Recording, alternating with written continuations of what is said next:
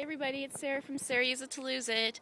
I was out on a walk today. I did a little over 3 miles, and on my walk, I was thinking about what I wanted to share on my blog with all of you. And I had started to write my blog a few times this week, and every time that would write it, I would be worried about the length and thinking to myself, what should I share? What shouldn't I share? And on my walk today, I realized that, in true form to everything else I've done on the page, I really wanted to share everything, all of the emotions, the ups and the downs, and the successes and all of that. So I had decided that probably the best thing to do would be to record a vlog and share all of my experiences of the race this way. So here I am. It's October 18th. It's a beautiful fall day in Atlanta, Canada, and I'm going to talk about my half marathon.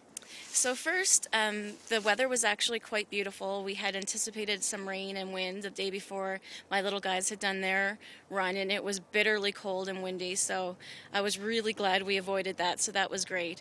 I will say that when I woke up in the morning, I was feeling very heavy, quite bloated in the abdomen. The whole month that I had been training, I hadn't felt like that. My clothes had felt a little bit better, so that threw me off a little bit. And I had realized, a few days later that, of course, that was something that us women have to deal with, and that's what was going on there. But I would say from the get-go in the morning, that was just something that made me feel a little bit off. But I did get over it, and we headed to Charlottetown to run our very first marathon. When we got there were so many people around. The atmosphere was amazing. The vibe in the air was electric. The announcer was wonderful, and he was getting people to exercise and jump, and people were screaming and clapping, and the vibe was pretty amazing. And I do remember standing at the start line, looking around and thinking, wow, I'm here. It was something I had said out loud that I would do, and maybe I would do it, maybe I wouldn't do it, but here I am. I'm here, and I'm standing next to my husband, my best friend, and this is something that we're doing together. So that was really amazing. As soon as the gun went off and we had all left, I had kind of felt myself starting faster than I probably should have. I think you get caught up in the run a little bit. You don't want to be lagging behind. Another thing was that at the last minute, my husband and I decided to take our MP3 players with us. Well, I hadn't really thought about the fact that I had been training with his MP3 player when he wasn't home, and really not very much with an MP3 player at all. And so I hadn't even listened to the music on my MP3 player. And the music on my MP3 player just really wasn't that great. And so I found myself, and I didn't realize it until a few miles in, that I was kind of going to the pace of the music that I had, which was a lot of sappy music that I didn't really like. And, I was kind of switching forward. And I think I posted a few days ago that a couple miles in, the MP3 player came off, and I just tossed it in the woods because I could feel that it was taking me off my rhythm, and that I just wanted to be without it and do what I had done in training. One thing I did want to discuss was that a few miles in, when I had realized that I had started probably a little bit too fast and that the MP3 player probably had me off a little bit, I did have a moment where a few people had passed me by. At this point, I have had a lot of people say, "Hey, Sarah, you're doing awesome, Sarah," so they must have recognized me from the page or perhaps from the article that was in the paper. And, it was wonderful. If you said hi to me, hi, it meant everything to me, and I really love that. But I will say there was a moment where I just felt like jumping in the brush and hiding. I didn't want to go forward. I didn't want to go backward.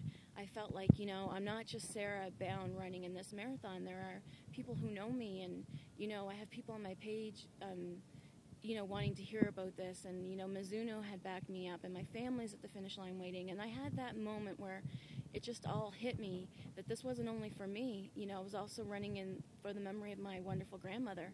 And so it really hit me hard in that moment. And, I really took a moment to remind myself that my goal for the half marathon was never to place in top or 10th or 20th or 50th even. My goal from the start had been just to do it and finish it and complete it. And I reminded myself of what I wanted to show people and what I want people to think of when they think of me or remember me someday, is that I start and I finish what I start. I guess that's what I'm trying to say. I finish what I start. And yes, it might be hard, and yes, it might be difficult, but I know how to push and keep going. And so I thought the lesson of pushing and keeping going was more important than the number that I would come in.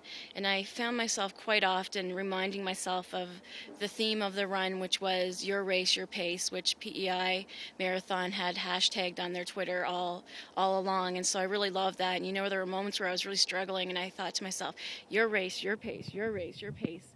And after I got over that, I noticed a few people run by, and I found myself wondering about their story. You know, we all have a story to share, and what did it take for them to get there, and what was their story behind it. And I noticed myself noticing the sights, lighthouses, and the beautiful fall air, the trail, and for the rest of the race, it became just a wonderful time out that happened to be a half marathon race with my best friend by my side, and that was very, very enjoyable. When we got into town, we did face some insanely crazy hills. PEI people, I love you because those hills are crazy, and I did walk most of those hills. And, you know, just walking them, I felt totally accomplished and wowed. And when I got to the top, you know, I had thought of my grandmother a lot at the bottom of the hills. You know, she had taught me so much. And I remember just kind of looking down at the ground and thinking, you know, Nanny, I love you. And if you could fight like you did with your oxygen on for so many years, I can get myself up this hill. And so that really helped push me through. We had got to the top of the hills, which was pretty much, you know, a few kilometers left, and you're just putting everything you have into it, and people are screaming and people are cheering, and they have little musical things, and you know, the experience is something really is hard to describe, and I think I'd have a lot of trouble describing it in words, so that's one of the reasons I wanted to do the vlog. But once you see that finish line, you know, you kind of just realize that it's all the work, all the training has been for this moment. This moment, then when you cross that finish line, you're no longer somebody that wants to compete in a half marathon. You're somebody who has done a half marathon. And to me, that was like me saying I was accomplishing the most impossible thing. Like I had mentioned before, just months ago, walking a block was hard, and here I just completed walking 13.1 in 3 hours and 2 minutes. It just seems so amazing. I will tell you that the best part, and what I think we should get pictures of instead of, I would say more important than a picture of me crossing the finish line, would be a picture of the looks on my children's faces when my husband and I came.